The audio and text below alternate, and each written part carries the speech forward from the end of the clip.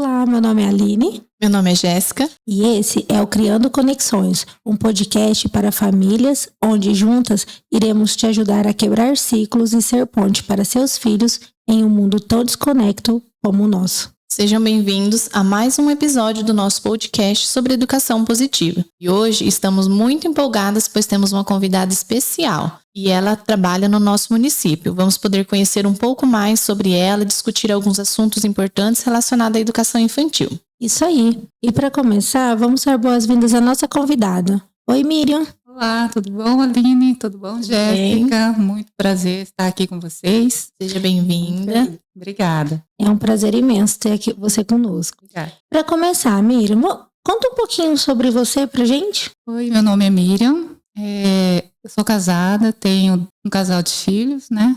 Eu nasci em Pará de Minas, Minas Gerais. E vim parar aqui em Açaí com 2 anos de idade. Morei ali na Seção Figueira. Estudei lá até o 2º ano. Depois fui para Moreira. De Amoreira, eu fui para o Japão. Lá fiquei durante 5 anos. Aprendi um pouquinho mais sobre a cultura japonesa. Foi bem legal. Depois retornei para o Brasil. Iniciei na educação, em 2008, quando eu me formei, depois de ter retornado ao Japão. Depois, em 2012, que eu passei no concurso, que eu iniciei na educação infantil. Já entrei na educação infantil e me apaixonei pelas crianças, pelo trabalho que é feito na educação infantil, e de lá continuo até hoje. Você entrou direto na educação infantil ou partiu para fundamental, EJA? Não, no início eu era professora PSS, trabalhei no estado, na PAI,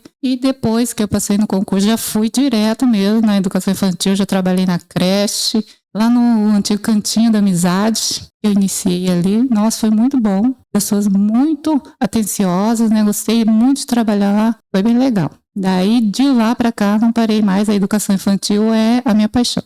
Até hoje. Até hoje. Miriam, é inspirador ver o seu amor pelo trabalho com as crianças. A gente já trabalhou junto. Eu posso dizer que eu conheço um pouco do trabalho da Miriam. Essa é uma ótima pessoa, uma excelente profissional e é de muito exemplo.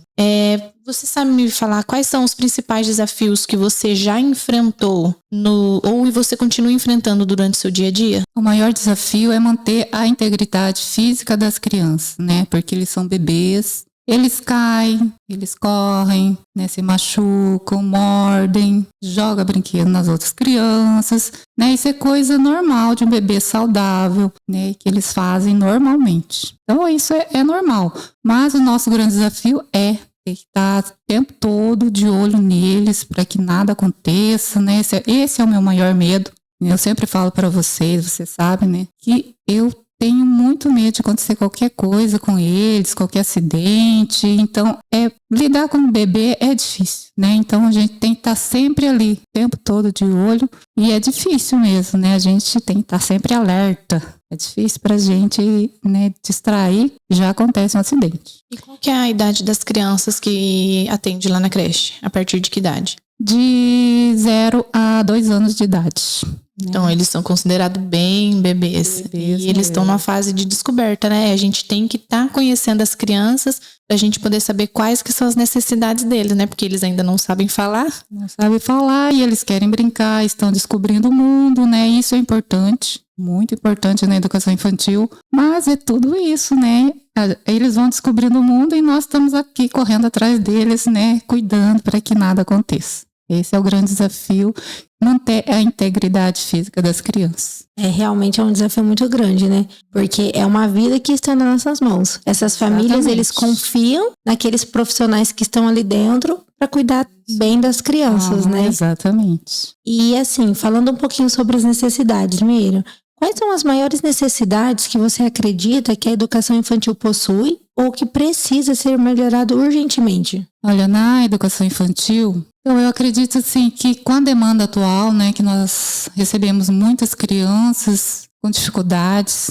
Hoje em dia, tem muitas crianças com TEA, transtorno do espectro autista, transtorno no desenvolvimento, com vulnerabilidade social, com dificuldade na oralidade. Então, nós, professores, não conseguimos né, dar o atendimento adequado a essas crianças. Então, esses profissionais, psicólogo, psicopedagoga, o fonoaudiólogo, né, assistente social, esses são fundamentais na educação, porque muitas crianças com dificuldades, né, eles precisam desses profissionais. E nós, professores, muitas vezes não damos conta de tudo isso. É muito, né, muita coisa para os professores.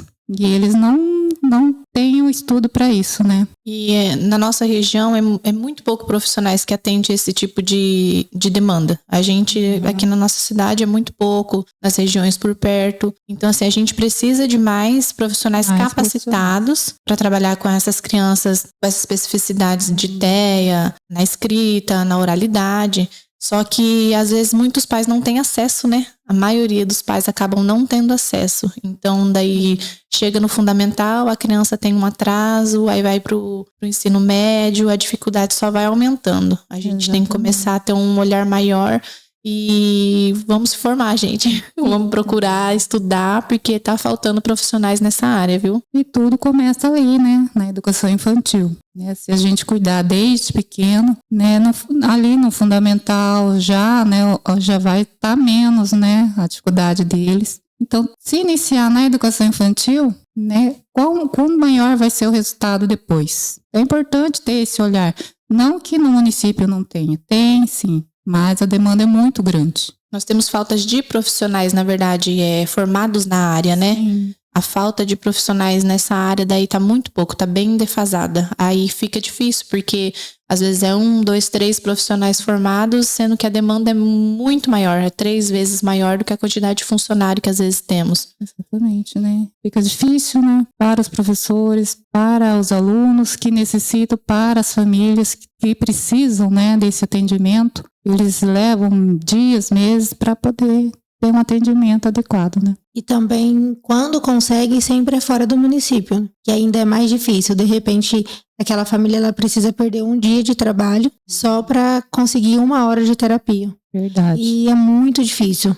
Muito difícil, né? Eu acredito que essa é uma necessidade urgente, né? Que o nosso município precisa para as nossas crianças. Miriam, como que você teve contato com a educação positiva? Pode contar pra gente o que mudou na sua vida, na sua parte profissional e pessoal? Nossa, olha, eu confesso que a primeira vez que eu ouvi foi em um curso e eu torci o nariz. Normal. Eu falei, não, impossível, não vai dar certo. Com esse monte de criança, é impossível. Não funciona. Não funciona. Depois nós tivemos um outro curso com a pastora Piti e com a Márcia, né? Daí nós fomos aprendendo mais e mais. Mas o que realmente, né, funcionou foi a palestra de vocês na escola. Daí, a partir daí, sendo assim uma coisa direcionada com os nossos alunos, com a nossa realidade, funcionou bem. Aí as professoras entenderam melhor, nós entendemos, começamos a entender mais sobre esse assunto, mas de uma forma mais resumida ali na nossa região, com os nossos alunos. Isso que fez a diferença para mim. Um foco maior nas dificuldades e necessidades da escola em si, né? Da escola, exatamente. É porque, é igual a gente fala, é um assunto muito vasto, muito amplo, tem muito assunto para ser tratado dentro da educação positiva. Mas como a gente trabalha junto, a gente conseguia passar um pouco do nosso conhecimento para vocês e ajudar, tipo assim, focar em qual que era a dificuldade para daí solucionar o problema. Não ficar focando só no problema, focar na solução.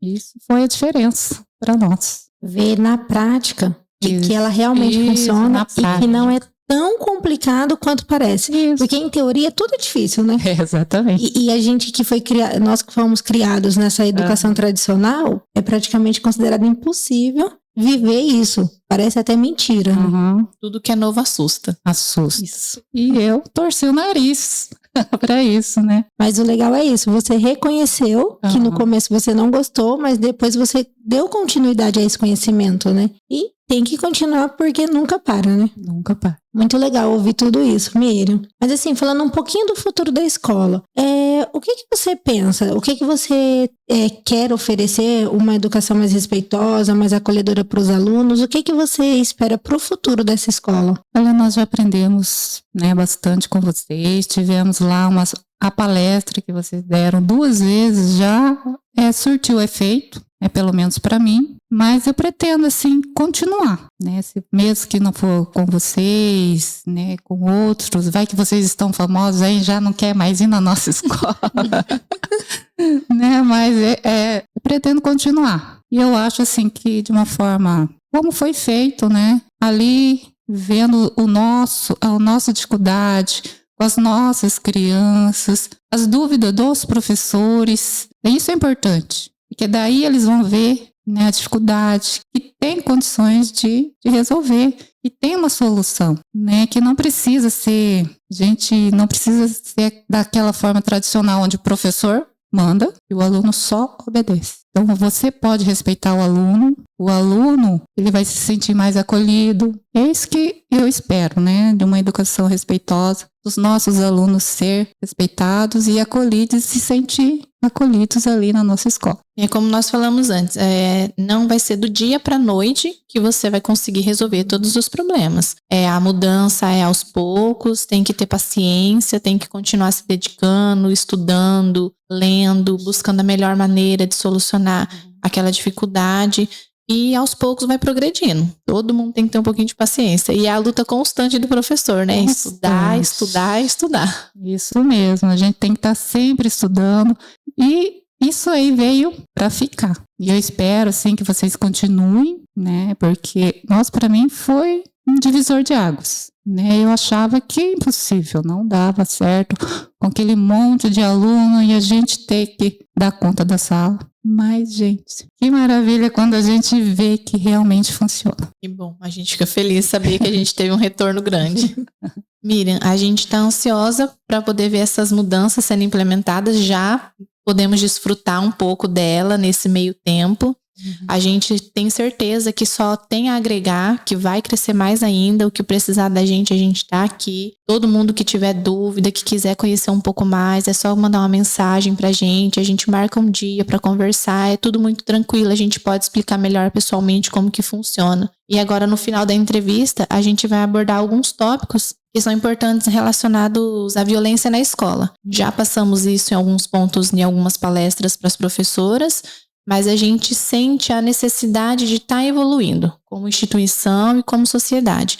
Igual eu frisei antes e vou frisar mais uma vez. É uma coisa que você sempre vai estar batendo, você sempre vai estar falando daquele mesmo assunto, pois todo dia sempre alguém vai estar aprendendo alguma coisa nova. Realmente, nós vivemos muitos anos de violência. Claro que nem sempre foi uma violência explícita, e sim uma violência invisível. Mas nós temos que acompanhar o desenvolvimento das crianças, o desenvolvimento cerebral, que tanto hoje está em avanço, e também as leis do nosso país. A Jéssica, ela vai citar 2 leis, claro que são inúmeros, inclusive essa semana teve uma lei aprovada sobre o educador parental, e a gente vai estar trazendo um outro momento, né, Jéssica? Detalhes dessa lei, porque a nossa legislação é muito grande, mas em destaque 2 leis que falam sobre isso, sobre castigo, sobre punição, sobre essa violência. A gente tem o ECA, que é o Estatuto da Criança e do Adolescente, e eu vou citar um pedaço bem breve dele. É o artigo 18 do ECA. Quem tiver dúvidas ou quiser saber mais, é só procurar no Estatuto da Criança e do Adolescente. É dever de todos velar pela dignidade da criança e do adolescente,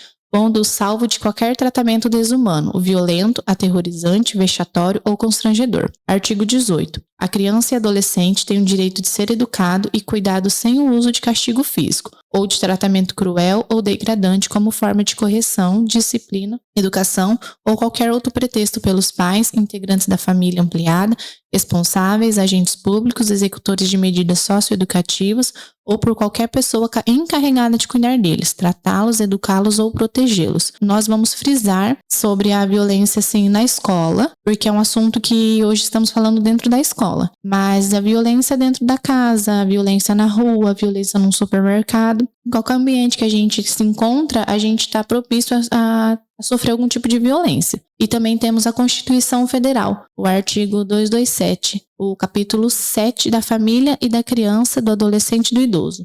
É dever da família, da sociedade e do Estado assegurar à criança e ao adolescente com absoluta prioridade o direito à vida, à saúde, à alimentação, educação, lazer, profissionalização, à cultura, à dignidade, ao respeito e à liberdade e à convivência familiar e comunitária, além de colocá-los a salvo de toda forma de negligência, discriminação, exploração, violência, crueldade e opressão. Portanto, a criança tem o direito a uma escola centrada nas suas necessidades. Por que a gente trouxe a lei? Porque não é uma modinha. Tudo que a gente está falando aqui é tudo baseado cientificamente, é tudo muito estudado e é tudo à base da lei. Porque nós sabemos que existem leis que amparam, que protegem as nossas crianças, os nossos adolescentes. Na parte da Constituição Federal 227 fala que é a proteção com o idoso também. Então, tudo a gente está baseado na lei. A gente não está falando nada de achismo nosso, ou porque virou modinha, a gente está vendo na televisão, nas redes sociais, não. Tudo que falamos aqui é embasado em estudos científicos e em artigos, em leis que protegem as crianças. Isso mesmo. E nós podemos afirmar que a maioria das escolas hoje, ela é baseada no adulto. Não, a gente não pode generalizar, mas sim, a grande maioria é sim. Esses adultos, eles exigem obediência das crianças, mas não as trata como gente. Eles agem, dessa forma, eles estão agindo contra a lei. Porque a criança não é porque ela é pequena, é menor de idade, mas ela é uma pessoa digna de respeito, digna de uma lei feita só para ela, em defesa dela. Então imagina, realmente existe sim muita escola que é baseada no adulto, no que ele quer e não no que a criança precisa. A gente precisa começar a nomear o que é a violência. A violência, primeiramente, é a gente não reconhecer a criança como gente, a gente não reconhecer ela como ser humano. Uma pessoa que tem voz, que tem opinião, que tem vontades, que tem desejos, que tem pensamentos. Eu vou citar algumas das violências que quem escutar pode ser que, fique assim, nossa, mas isso não é um tipo de violência. Mas a partir do momento que você busca conhecimento, que você busca mais a fundo o que aquela violência está trazendo de mal para a criança, você começa a entender. Uma das violências dentro de uma escola é a gente não respeitar a adaptação da criança. Eu digo isso tanto pelo lado familiar quanto pelo lado da escola, porque eu já vivenciei isso, todas nós já vivenciamos isso. Então, é você não respeitar a adaptação dela. A gente tem que ter paciência, porque não é hoje ou amanhã, com 2 dias de aula, que a criança vai se adaptar àquele ambiente totalmente novo, aquelas pessoas totalmente novas na vida dela. A criança, ela tem que se sentir segura. Ela se sente segura dentro da casa. Ela se sente segura com os pais, com aquela figura paterna delas. E ela está num ambiente novo. Aí muitas vezes a gente fala, mas a criança não para de chorar. Ela tem que parar de chorar. Eu não aguento mais. Tem que se acostumar. É preciso, é necessidade. Sim, é necessidade. Todos nós precisamos trabalhar. A criança precisa ir para uma escola, precisa ir para uma creche, precisa ir para um colégio. Só que nós temos que ter paciência para estar acolhendo essa criança, respeitando o tempo de adaptação dela. Também o desfraude coletivo. A Miriam, acho que a maioria das coisas que acho que é no decorrer do serviço dela, do trabalho dela, eu acho que ela já ouviu falar o desfraude coletivo, que é querer tirar todo mundo da fralda ao mesmo tempo. Porque o seu amiguinho já não usa mais fralda, porque o primo não usa mais fralda. Mas não, cada criança tem seu tempo, cada criança tem o seu corpinho e cada um vai desfraldar no momento certo. Obrigar a comer, a gente tem um costume de falar assim, tem que comer tudo. Não, a criança não tem que comer tudo. Ela tem que saber se regular, ela tem que saber quando ela está satisfeita. Nós temos mania de falar assim, tem que comer tudo, senão a mamãe não vem. Tem que comer tudo para ficar princesa, para crescer forte. Nisso, a gente está criando um adulto e um adolescente que sempre acha que ele precisa comer tudo que tem no prato dele para ele se sentir satisfeito. Então, ele não vai estar sabendo autorregular a satisfação dele, do próprio corpo dele. Nessas pequenas coisas, né, que a gente acaba errando. Sim. Né, coisas pequenas. Coisas que a gente faz no dia a dia. Igual eu falei, pode ser que de primeiro momento todo mundo fique impactado, assim, nossa, mas a gente sempre faz isso, sempre ouvi falar isso. Não, acho que não é nada demais, mas a partir do momento que você procura saber o que aquilo traz ao contrário para a criança, o efeito contrário, você começa a mudar seu olhar, sua visão. Uma das violências também é não permitir ir ao banheiro no horário que a gente acha que não é correto.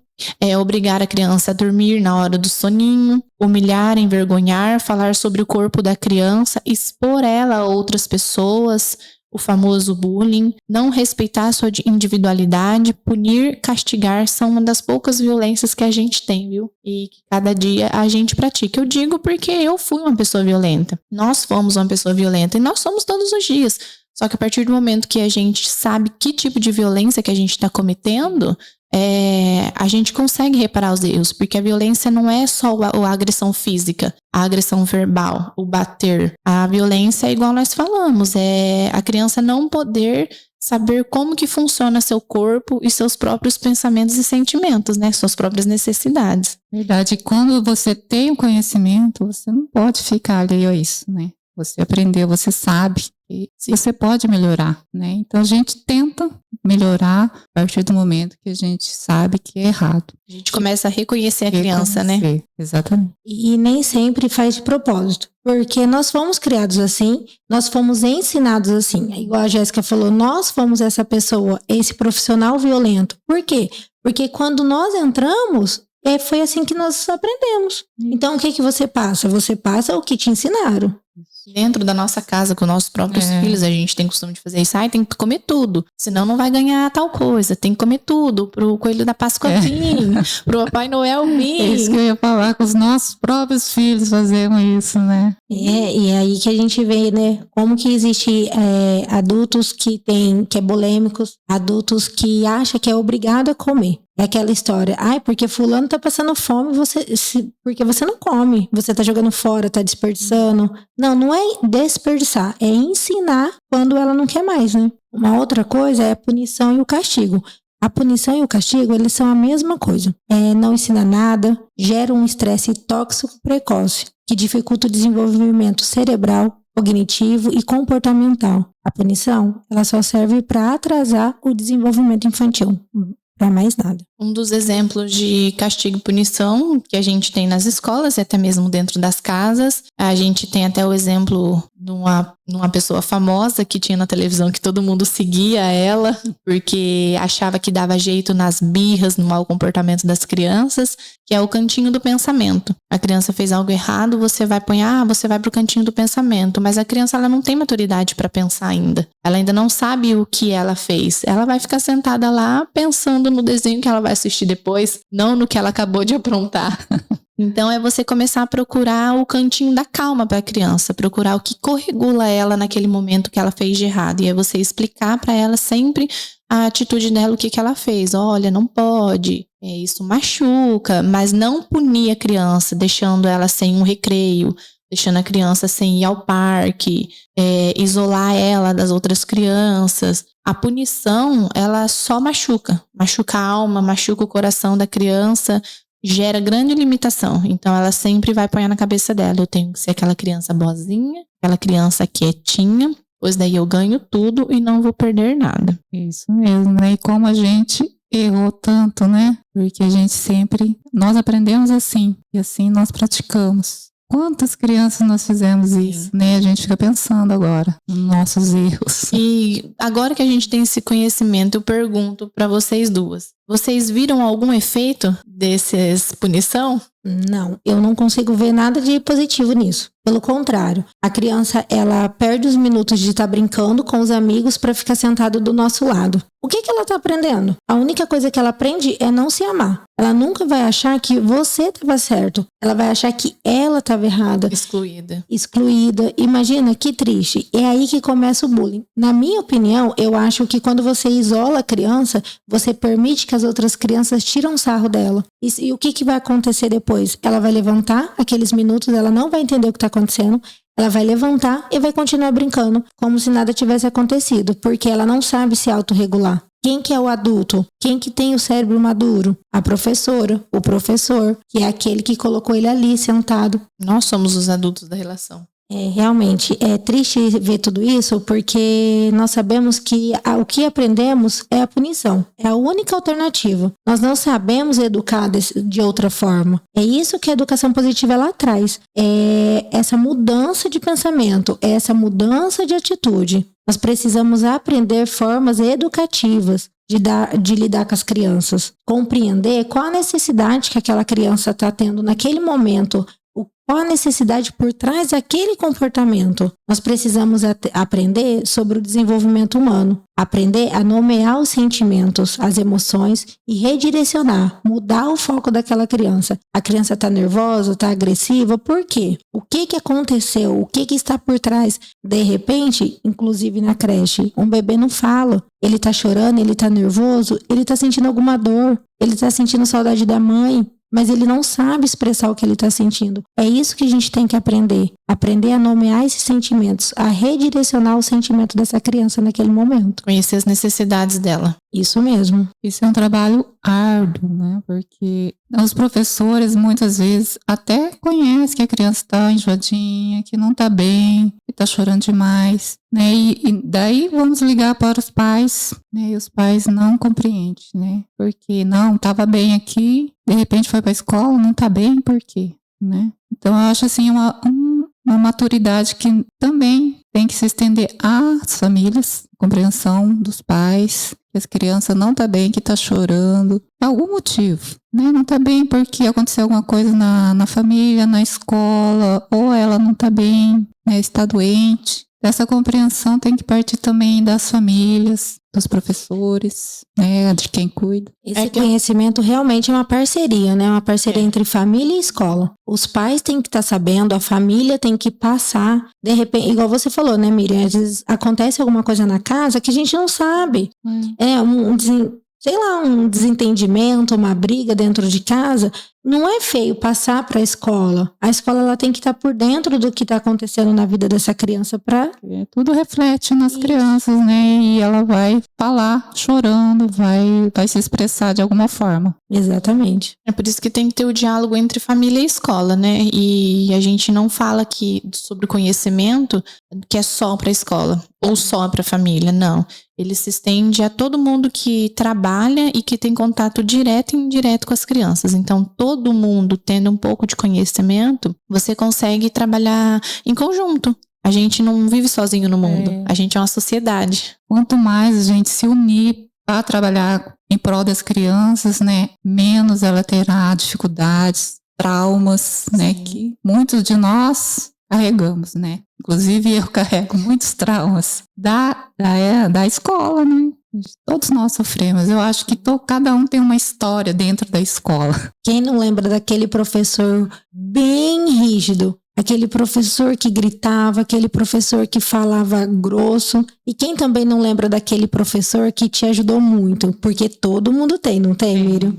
Cada um de nós temos um bom e um mal, né? Que foi importante na nossa vida. Por isso que eu falo que a gente tem nas nossas mãos o poder da gente querer mudar. Você quer ser aquela pessoa que é lembrada por algo que você fez de ruim ou por algo que você fez de bom? Acho que todo mundo quer ser marcado na vida de alguém por uma coisa boa que fez. Então, dá tempo. Dá tempo, todo mundo buscando, todo mundo indo atrás, todo mundo trabalhando em conjunto, a gente consegue sim mudar um pouquinho cada dia, nem que seja uma família, uma casa, um aluno. Verdade. Bom, tudo isso que nós falamos, o agir não é só o problema, né? O problema também é a hierarquia. O poder dentro das escolas, a falta de diálogo, o negacionismo da ciência, o sucateamento da educação, a desigualdade social, baixos salários, traumas da infância, também são grandes problemas, né? Igual a Miriam falou, ela carrega muitos traumas. Quem aqui não carrega? Existe também um outro problema. Os professores que respeitam a criança